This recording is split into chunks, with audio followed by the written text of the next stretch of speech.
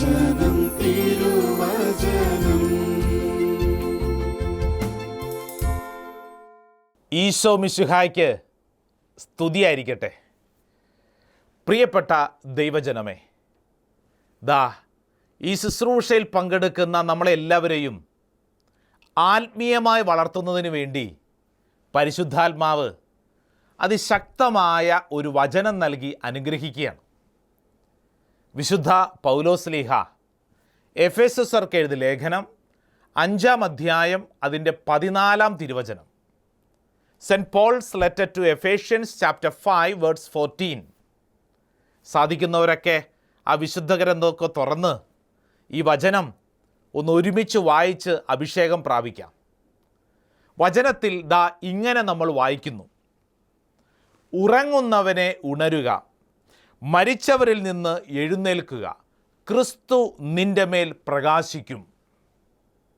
എന്താണ് വചനം? ഉറങ്ങുന്നവനെ ഉണരുക, മരിച്ചവരിൽ നിന്ന് എഴുന്നേൽക്കുക, ക്രിസ്തു നിന്റെ മേൽ പ്രകാശിക്കും. Saint Paul's letter to Ephesians chapter 5 verse 14. Sleeper awake, rise from the dead and Christ will shine on you. Sleeper awake. ഉറങ്ങുന്നവനെ ഉണരുക. ഈ ശുശ്രൂഷയിൽ പങ്കെടുത്തുകൊണ്ടിരിക്കുന്ന പലരും ഉറക്കത്തിലാണ്. ഞാൻ ഉദ്ദേശിക്കുന്നത് ആത്മീയമായ ഉറക്കം. ഒരു ആലസ്യം, ഒരു മയക്കം പലരുടെയും ജീവിതത്തിലുണ്ട്. പ്രത്യേകിച്ച് ഈ കൊറോണ എന്ന മഹാമാരിക്കൊക്കെ ശേഷം പലരുടെയും ആത്മീയ ജീവിതം ഇച്ചിരി മുരടിപ്പിലാണ്. പല കാരണങ്ങളുണ്ട്. അതിലൊരു പ്രധാനപ്പെട്ട കാര്യം, നമ്മുടെയൊക്കെ ദേവാലയങ്ങളിലൊക്കെയുള്ള പങ്കാളിത്തമൊക്കെ കുറഞ്ഞു. കാരണം എല്ലാം ഓൺലൈനായല്ലോ. ഇപ്പോൾ വീണ്ടും സജീവമായി തുടങ്ങിയിട്ടുണ്ട്. പക്ഷേ എങ്കിലും കുറേ പേരെങ്കിലുമൊക്കെ ഇപ്പോഴും ആലസ്യത്തിലാണ്. പരിശുദ്ധ കുർബാനയിൽ പങ്കെടുക്കാൻ മടി. വിശുദ്ധ കുംഭസാരം, അല്ലേ, ശ്രദ്ധിച്ചു നോക്കിക്കേ, വിശുദ്ധ കുംഭസാരം പലരും നടത്തിയിട്ട് അനേക നാളുകളായി. ഒരു മടി, ആലസ്യം. കുറേ നാളെല്ലാം ഓൺലൈൻ ആയിരുന്നത് കൊണ്ട് ഇപ്പോൾ ഒരു മടി. ഈ വചന ശുശ്രൂഷയിൽ പരിശുദ്ധാത്മാവ് നിന്നോട് പറയുന്നു, ഇപ്രകാരമുള്ള ആലസ്യത്തിൽ നിന്ന് എഴുന്നേൽക്കാനുള്ള ഒരു ആഹ്വാനം. ഈശോ പറയുന്നത് എന്താണ്? നിന്റെ ജീവിതത്തിൽ ഈ അവസ്ഥയിൽ നിന്ന് നീ എഴുന്നേൽക്കുക. ഉറങ്ങുന്നവനെ ഉണരുക, മരിച്ചവരിൽ നിന്ന് എഴുന്നേൽക്കുക. നിരാശയുടെയും ദുഃഖത്തിൻ്റെയും കൈപ്പേറിയ അനുഭവങ്ങളുടെയും തടവറയിൽ കഴിയുന്ന വ്യക്തികൾ ശ്രദ്ധിക്കുക, എഴുന്നേൽക്കുക. പ്രിയപ്പെട്ട സഹോദരങ്ങളെ, ഇതൊരു ആഹ്വാനമാണ്, ഒരു കൽപ്പനയാണ്. എന്നോടും നിന്നോടും ഈ ശുശ്രൂഷ സമയം പരിശുദ്ധാത്മാവ് നൽകുന്ന സന്ദേശമാണ്: ഇങ്ങനെയൊന്നും ജീവിച്ച പോരാ. നമ്മുടെ ജീവിതത്തിൽ നമുക്ക് ഒരു ഉയർത്തെഴുന്നേൽപ്പുണ്ട്, എഴുന്നേൽക്കണം. ആത്മീയമായി വളരാൻ പരിശുദ്ധാത്മാവ് നമ്മളെല്ലാവരെയും ക്ഷണിക്കുകയാണ്. ഈ വിഷയം മനസ്സിലാക്കുന്നതിനു വേണ്ടി പുതിയ നിയമത്തിൽ യേശു പ്രവർത്തിച്ച ഒരത്ഭുതം ധ്യാനിക്കുന്നത് നല്ലതാണ്. ലൂക്കാസ് സുവിശേഷം 7-ാം അധ്യായം 11 മുതലുള്ള തിരുവചനം. നായീമിലെ വിധവയുടെ മകനെ പുനർജീവിപ്പിക്കുന്നു. ബൈബിളുള്ളവർ ഒരുമിച്ച് വായിക്കുന്നു. ബൈബിൾ ഇല്ലാത്തവർ ദയവ് ചെയ്ത് ഈ വചനം വായിക്കുമ്പോൾ ശ്രദ്ധിച്ച് കേൾക്കണേ. അതിനുശേഷം അവൻ നായീൻ എന്ന പട്ടണത്തിലേക്ക് പോയി. ശിഷ്യന്മാരും വലിയ ഒരു ജനക്കൂട്ടവും അവനെ അനുഗമിച്ചു. അവൻ നഗര കവാടത്തിനടുത്തെത്തിയപ്പോൾ മരിച്ചുപോയ ഒരുവനെ ചിലർ എടുത്തുകൊണ്ടുവരുന്നത് കണ്ടു. ഒരു വിധവയുടെ ഏകപുത്രനായിരുന്നു അവൻ. പട്ടണത്തിൽ നിന്ന് വലിയ ഒരു ജനക്കൂട്ടവും അവളോടൊപ്പം ഉണ്ടായിരുന്നു. അവളെ കണ്ട് മനസ്സലിഞ്ഞ് കർത്താവ് അവളോട് പറഞ്ഞു, കരയേണ്ട. അവൻ മുന്നോട്ട് വന്ന് ശവമഞ്ചത്തിന്മേൽ തൊട്ടു. അത് വഹിച്ചിരുന്നവർ നിന്നു. അപ്പോൾ അവൻ പറഞ്ഞു, യുവാവേ, ഞാൻ നിന്നോട് പറയുന്നു, എഴുന്നേൽക്കുക. മരിച്ചവൻ ഉടനെ എഴുന്നേറ്റിരുന്നു. അവൻ സംസാരിക്കാൻ തുടങ്ങി. യേശു അവനെ അമ്മയ്ക്ക് ഏൽപ്പിച്ചു കൊടുത്തു. എല്ലാവരും ഭയപ്പെട്ടു. അവർ ദൈവത്തെ സ്തുതിച്ചുകൊണ്ട് പറഞ്ഞു, ഒരു വലിയ പ്രവാചകൻ നമ്മുടെ ഇടയിൽ ഉദയം ചെയ്തിരിക്കുന്നു. ദൈവം തൻ്റെ ജനത്തെ സന്ദർശിച്ചിരിക്കുന്നു.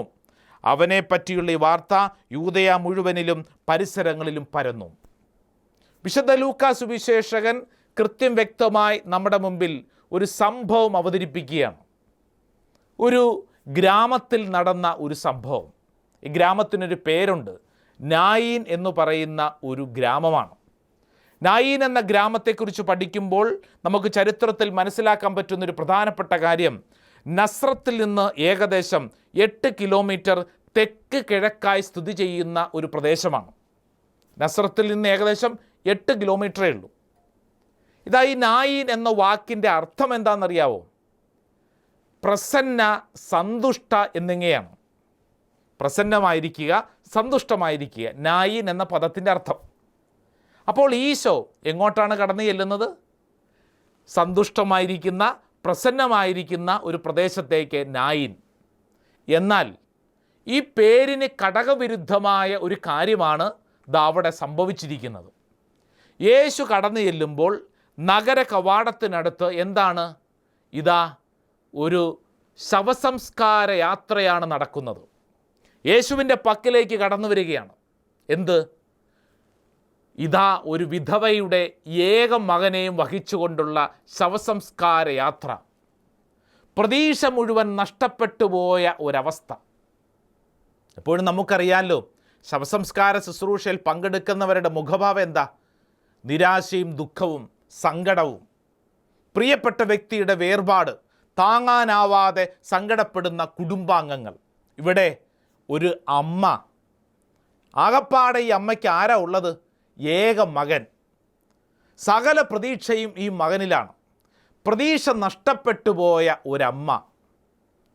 ഈ അമ്മയുടെ പക്കലേക്ക് യേശു കടന്നു ചെല്ലുന്നു. ലൂക്കാ സുവിശേഷം 7-ാം അധ്യായം അതിൻ്റെ 13-ാം തിരുവചനം ഇങ്ങനെയാണ്: അവളെ കണ്ട് മനസ്സലിഞ്ഞ് കർത്താവ് അവളോട് പറഞ്ഞു, കരയേണ്ട. പ്രിയപ്പെട്ടവർ, ഈ വചനം ഇപ്പോൾ വായിക്കുകയും ധ്യാനിക്കുകയും ചെയ്യുമ്പോൾ വർഷങ്ങൾക്ക് മുമ്പ് യേശു ഒരു വിധവയോട് പറഞ്ഞൊരു കാര്യം ഇതാ എന്നോടും നിങ്ങളോടുമാണ് യേശു പറയുന്നത്. നിൻ്റെ ജീവിതത്തിലെ പ്രതീക്ഷ നഷ്ടപ്പെട്ടു പോയി ആകപ്പാടെ നിരാശയും ദുഃഖവുമായിരിക്കുന്ന അവസ്ഥയിൽ ഈശോ നിന്നോട് പറയുന്നു, കരയണ്ട. പ്രിയപ്പെട്ടവരെ, ഇതൊരു വ്യക്തിപരമായി കർത്താവ് നൽകുന്നൊരു സന്ദേശമാണ്. പലവിധ വിഷയങ്ങളിൽ നിരാശയും ദുഃഖവും അനുഭവപ്പെടുന്നവരുണ്ട്. നിന്നോടാണ് കർത്താവ് പറയുന്നത്, നീ കരയേണ്ട. നിന്റെ പ്രതീക്ഷ നഷ്ടപ്പെട്ടു പോയ അനുഭവത്തിൽ കർത്താവ് പറയുന്നു, ഞാൻ കൂടെയുണ്ട്, എനിക്ക് നിന്റെ സങ്കടം മനസ്സിലാകും. സാമ്പത്തിക ദുരിതങ്ങളിൽ, ഭാരങ്ങളിൽ കഴിയുന്നവരുണ്ട്. ഇനി എന്തു ചെയ്യണമെന്നറിയാതെ മരണം പോലും ചിന്തിച്ച് കഴിയുന്നവരുണ്ട്. ചില വ്യക്തിബന്ധങ്ങളിൽ അസ്വസ്ഥത മൂലം ഇനി എന്തു ചെയ്യണമെന്നറിയാതെ അസ്വസ്ഥപ്പെടുന്നവരുണ്ടല്ലോ. ഭാവി ജീവിതം അല്ലേ, എങ്ങനെയെങ്കിലുമൊക്കെ ഒന്ന് ചേർത്ത് പിടിക്കണം, രക്ഷപ്പെടണമെന്ന് ആഗ്രഹിച്ചിട്ട് ഒരെത്തും പിടിയും കിട്ടാതെ സങ്കടപ്പെടുന്നവരുണ്ട്. വിചാരിച്ചതുപോലെ കാര്യങ്ങളൊന്നും സംഭവിക്കപ്പെടുന്നില്ല.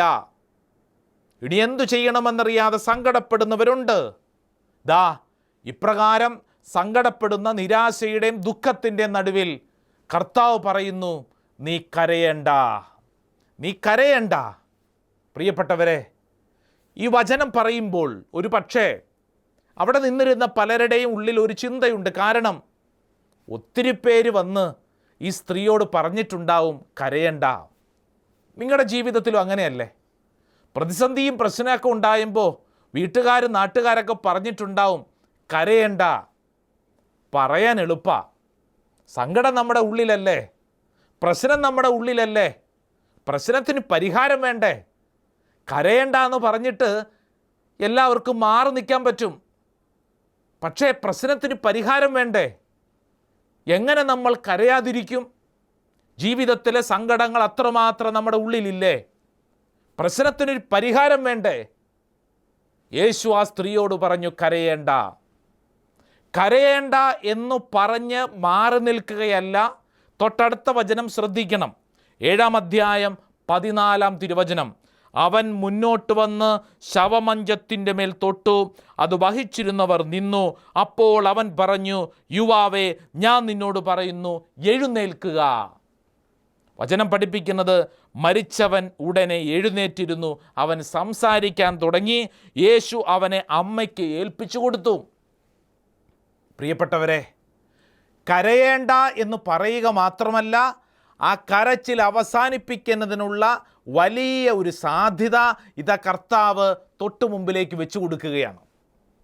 പ്രിയപ്പെട്ടവരെ, എന്നെ കേൾക്കുന്ന ഓരോരുത്തരും ഒരു കാര്യം ഉറപ്പിക്കുക, ഈശോ നമ്മളെ ആശ്വസിപ്പിക്കുന്നത് വെറുതെ നമ്മളെ സ്വാന്തന വാക്ക് പറഞ്ഞു മാറ്റി നിർത്തുകയല്ല, മറിച്ച് പ്രശ്നത്തിന് പരിഹാരം കണ്ടെത്തുകയാണ്.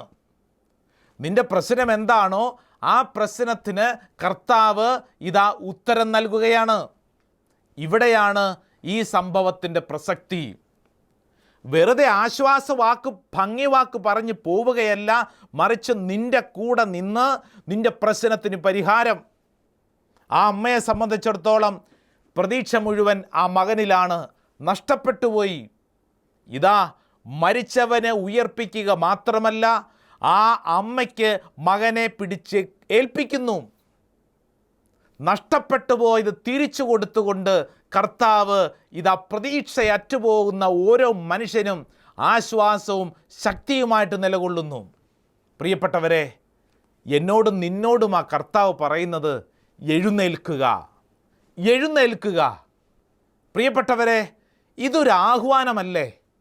നമ്മുടെ ജീവിതത്തിൽ ആത്മീയമായി വളരുന്നതിനു വേണ്ടി കർത്താവ് നമുക്ക് സമ്മാനിക്കുന്ന ഒരു ആഹ്വാനം, എഴുന്നേൽക്കുക. ധ്യാനത്തിന് വന്ന ഒരു ചെറുപ്പക്കാരൻ, വലിയ നിരാശ അവൻ്റെ മുഖത്തുണ്ട്. അവനോട് സംസാരിച്ച അവസരത്തിൽ അവൻ്റെ ദുഃഖങ്ങൾ ഓരോന്നോരോന്നായി പറയുകയാണ്. അവൻ്റെ സ്വപ്നങ്ങൾ ഒത്തിരിയാണ്, പക്ഷെ ഒന്നും അത് നിവർത്തിയാകുന്നില്ല. അവനൊരു പെൺകുട്ടിയെ സ്നേഹിച്ചു, അവൾ ഉപേക്ഷിച്ചിട്ട് പോയി. ഇവൻ നന്നായിട്ട് പഠിച്ചു, പക്ഷേ സ്ഥിരമായ ഒരു ജോലി ലഭിച്ചിട്ടില്ല.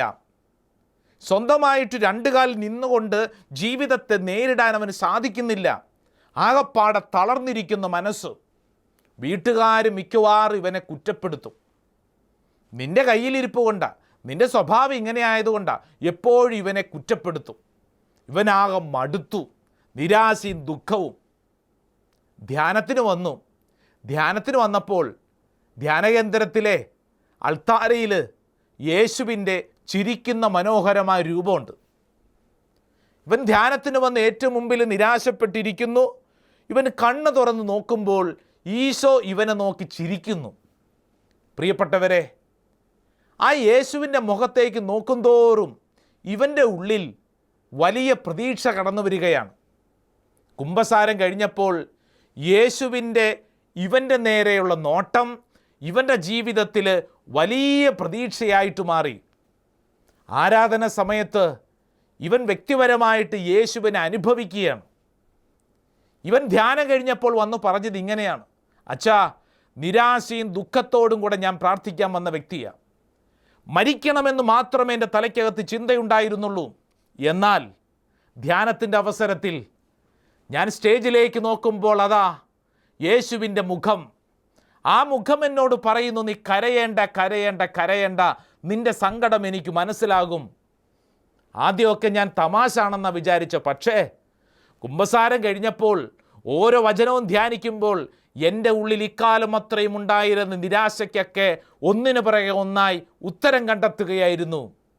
ധ്യാനം കഴിഞ്ഞിറങ്ങിയ വ്യക്തി എന്നോട് പറഞ്ഞത് ഇങ്ങനെയാണ്: അച്ഛാ, ഞാൻ ജീവിക്കും, എൻ്റെ യേശുവിന് വേണ്ടി ഞാൻ ജീവിക്കും. ഇപ്പോഴത്തെ നിരാശയിലും ദുഃഖത്തിലും ഞാൻ പുറകോട്ട് പോവില്ല.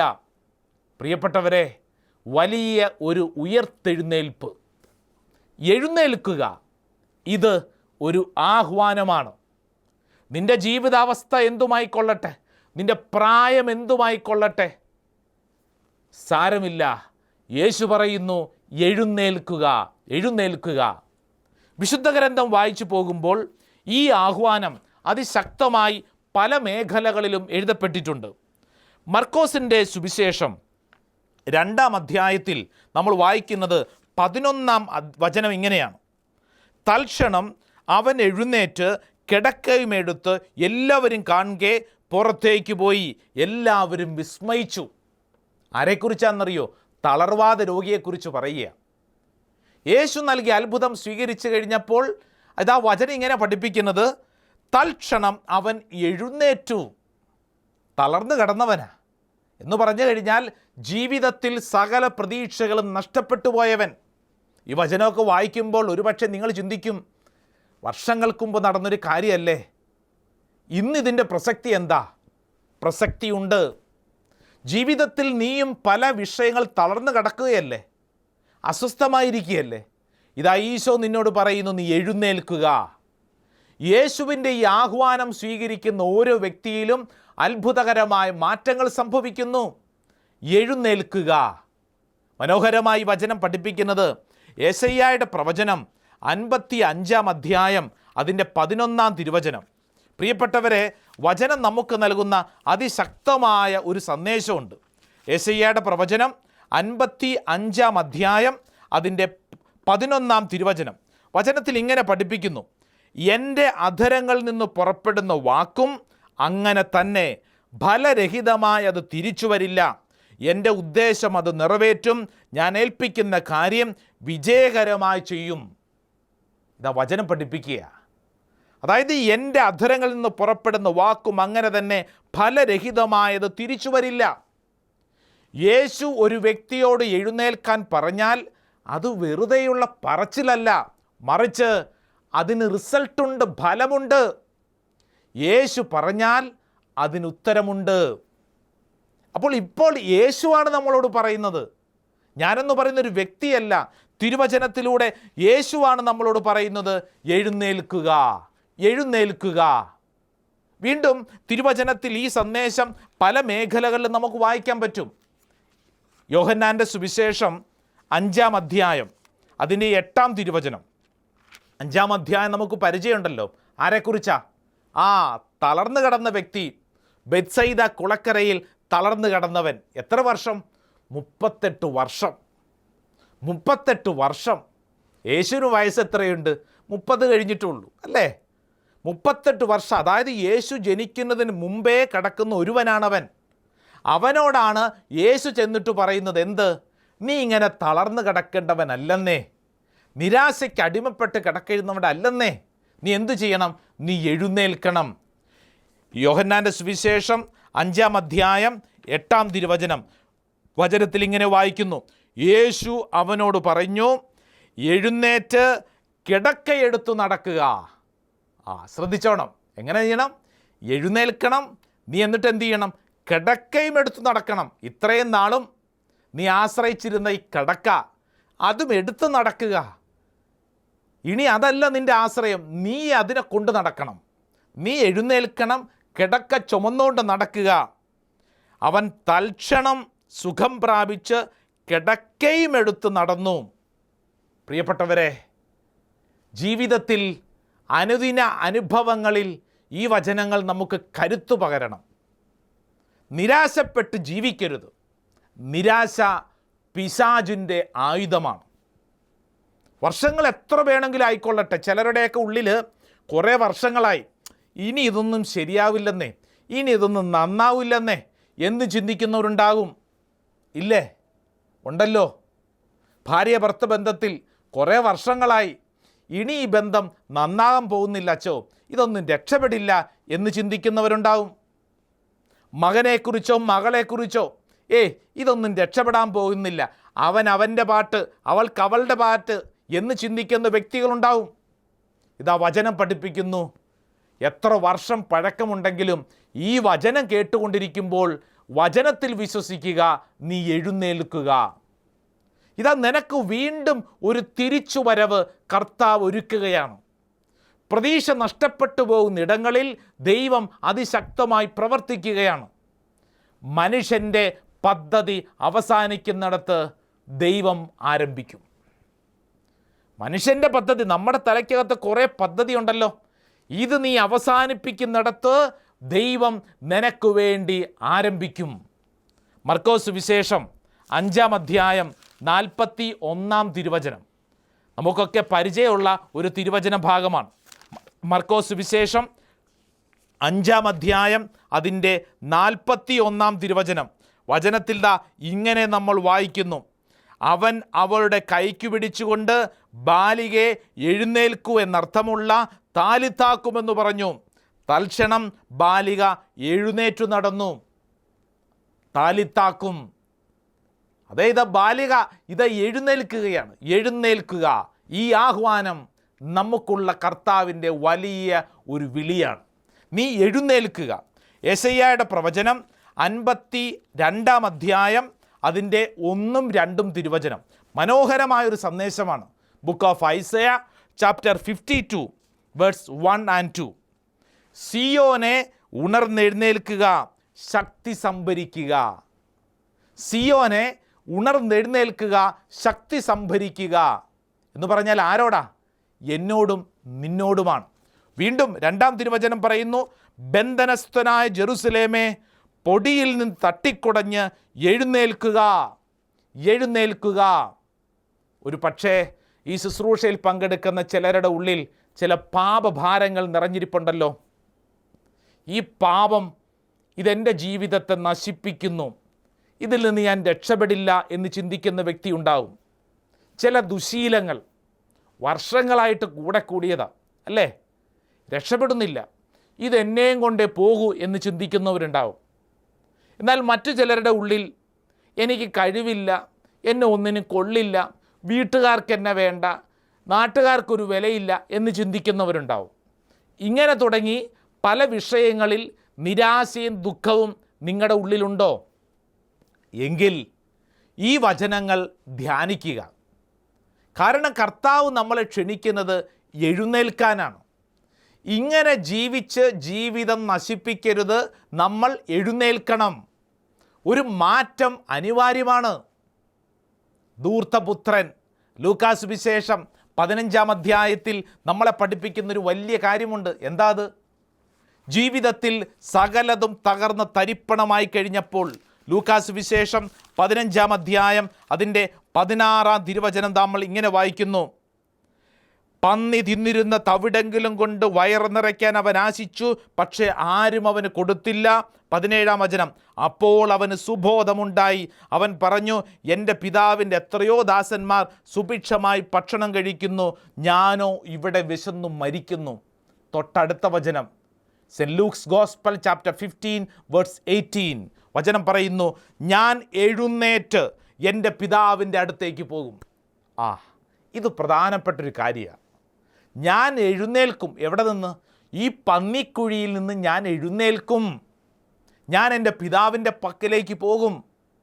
വെറുതെ ഒരാഗ്രഹം മാത്രമല്ല, ഞാൻ എഴുന്നേൽക്കും. ഇതെൻ്റെ ഒരു തീരുമാനമാണ്.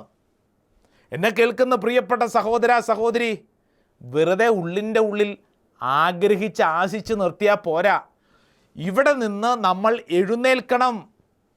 ആ എഴുന്നേൽപ്പ് നിൻ്റെ കുടുംബത്തിൻ്റെ അനുഗ്രഹമായിട്ട് കർത്താവ് മാറ്റും. നിൻ്റെ ജീവിതത്തിൽ ഇന്നുവരെ നീ അനുഭവിക്കാത്ത അനുഭവങ്ങൾ ദൈവം സമ്മാനിക്കും. ധൂർത്തപുത്രനെ സംബന്ധിച്ചിടത്തോളം അവൻ എഴുന്നേറ്റത് അവൻ്റെ ജീവിതത്തിലെ അത്ഭുതകരമായ ദൈവിക ഇടപെടലിന് വഴിതെളിച്ചു. മർക്കോസ് വിശേഷം 10-ാം അധ്യായം അതിൻ്റെ 49-ാം തിരുവചനം. ആരാന്നറിയോ? ബർത്തിമ്യൂസ്, അന്ധയാചകൻ, വഴിയിലിരുന്ന് ഭിക്ഷ യാചിച്ചവനാ. യേശുവാണ് പോകുന്നെന്നറിഞ്ഞപ്പോൾ അവൻ ഉച്ചത്തിൽ നിലവിളിച്ച് പ്രാർത്ഥിച്ചു. അവൻ്റെ നിലവിളിയുടെ പ്രാർത്ഥനയുടെ ഉത്തരം അവന് സൗഖ്യമായി. 10-ാം അധ്യായം അതിൻ്റെ 49-ാം തിരുവചനത്തിൽ ഇങ്ങനെയുണ്ട്: യേശു പെട്ടെന്ന് നിന്നിട്ട് പറഞ്ഞു, അവനെ വിളിക്കുക. അവർ അന്ധനെ വിളിച്ച് അവനോട് പറഞ്ഞു, ധൈര്യമായിരിക്കൂ, എഴുന്നേൽക്കുക, യേശു നിന്നെ വിളിക്കുന്നു. എഴുന്നേൽക്കുക. നീ ഇങ്ങനെ ജീവിതത്തിൽ ഇങ്ങനെ ചടഞ്ഞ് ജീവിതത്തിൽ നിരാശപ്പെട്ട് ദുഃഖിച്ച് സങ്കടപ്പെട്ട് കഴിയാനല്ല ദൈവം നിന്നെ വിളിച്ചിരിക്കുന്നത്. മറിച്ച് ഇപ്പോൾ ആയിരിക്കാവുന്ന അവസ്ഥയിൽ നിന്ന് എഴുന്നേൽക്കുക, എഴുന്നേൽക്കുക. പ്രിയപ്പെട്ടവരെ, ഈ വചനം കേട്ടുകൊണ്ടിരിക്കുമ്പോൾ ഉള്ളിൻ്റെ ഉള്ളിൽ പരിശുദ്ധാത്മാവ് സംസാരിക്കുന്നില്ലേ? ഇങ്ങനെയൊന്നും പോരാ, അല്പം കൂടെ ഒരു മെച്ചപ്പെട്ട ജീവിതം. കുമ്പസാരിച്ചിട്ട് നാളുകൾ ഏറെയായിട്ടുണ്ടെങ്കിൽ ഇതാ എഴുന്നേൽക്കുക. ഏറ്റവും അടുത്ത സമയത്ത് സാഹചര്യത്തിൽ നല്ലൊരു കുമ്പസാരം നടത്തുക. വിശുദ്ധ കുർബാന പള്ളി പോകാതെ വീട്ടിൽ തന്നെ ഇരിപ്പാണെങ്കിൽ ദിവസവും ദേവാലയത്തിൽ പോയി വിശുദ്ധ കുർബാനയിൽ പങ്കെടുത്ത് നാവിൻ തുമ്പിൽ യേശുവിനെ സ്വീകരിക്കുക. കുടുംബ പ്രാർത്ഥന നാളുകളേറെയായി മുടക്കി കിടക്കുകയാണെങ്കിൽ ഇതാ കർത്താവ് പറയുന്നു, വീണ്ടും കുടുംബ പ്രാർത്ഥന ആരംഭിക്കുക. ആരോടെങ്കിലും വെറുപ്പിലും നിരാശയിലും ദുഃഖത്തിലും ക്ഷമിക്കാൻ പറ്റാത്ത അനുഭവത്തിലാണെങ്കിൽ കർത്താവ് പറയുന്നു, എഴുന്നേൽക്കുക, നീ പിണങ്ങിയിരിക്കുന്ന വ്യക്തികളോട് സംസാരിക്കുക, പ്രശ്നങ്ങൾ പരിഹരിക്കുക. കർത്താവ് നിന്നിൽ ഇടപെടും. കരയേണ്ടെന്ന് വെറുതെ പറയല്ല, മറിച്ച് പ്രശ്നത്തിന് പരിഹാരം കർത്താവ് നൽകും. ഈ ആഹ്വാനം ഇത് എനിക്കും നിനക്കുമുള്ള ആഹ്വാനമാണ്. എഴുന്നേൽക്കുക. വിശുദ്ധ പൗലോസ്ലീഹ നൽകുന്ന ഈ വലിയ സന്ദേശം എഫേസർക്ക് എഴുതിയ ലേഖനം 5-ാം അധ്യായം 14-ാം വചനം, എഴുന്നേൽക്കുക, അല്ലേ? ഉറങ്ങുന്നവനെ എഴുന്നേൽക്കുക, മരിച്ചവരിൽ നിന്ന് എഴുന്നേൽക്കുക, ക്രിസ്തു നിൻ്റെ മേൽ പ്രകാശിക്കും. ക്രിസ്തു നിൻ്റെ മേൽ പ്രകാശിക്കും. നിൻ്റെ കാഴ്ചപ്പാടുകൾ മാറും. നിരാശയ്ക്കും ദുഃഖത്തിനും ഉത്തരം ലഭിക്കും. ദൈവികമായ ഇടപെടലുകൾ നിന്നെ കൺവട്ടത്ത് അനുഭവിക്കാൻ സാധിക്കും. പ്രിയപ്പെട്ടവരെ, ഈ വലിയ അഭിഷേകത്തിലേക്ക് കർത്താവ് നമ്മളെല്ലാവരെയും ക്ഷണിക്കുന്നു. എഴുന്നേൽക്കുക, ക്രിസ്തു നിൻ്റെ മേൽ പ്രകാശിക്കുന്നു. ആമേൻ.